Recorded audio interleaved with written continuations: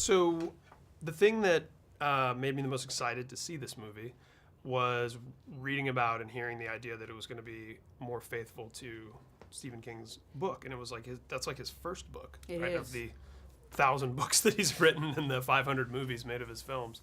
And, with Stephen King adaptations, there tend to be there's some really great ones, there's some really terrible ones, there's some average ones.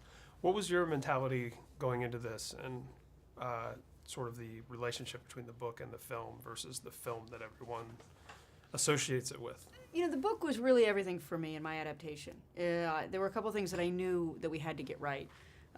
One, it was amazing of what a great story it was, and that it was timely, timeless, and more relevant today than it was then.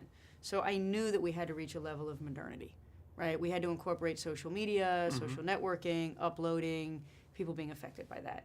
The second thing that really hit me was just what a great character Carrie White is, and that we had to take the audience deeply inside of this misfit who desperately wants love and attention and who has all these obstacles against getting it. And the mother-daughter relationship. When you reread the book, and it's profound how much that mother loves her daughter, how willing she is to do anything to protect her, but because of her own fears, the fact that she's created her own religion, the fact that she's a shut-in, she has very unorthodox ways of carrying that out.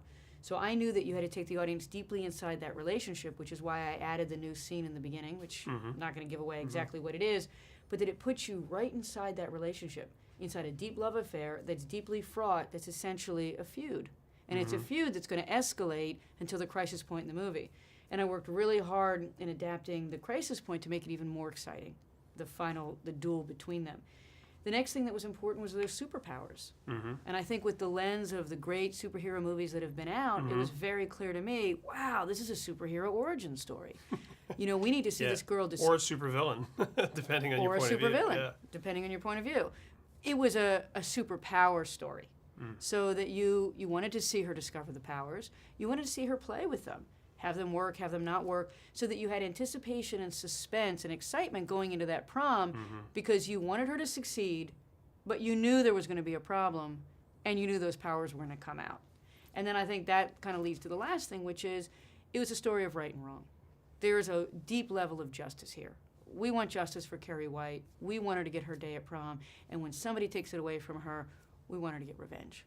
And it's a really careful thing to thread to get the audience all the way on that journey because you need them rooting for her.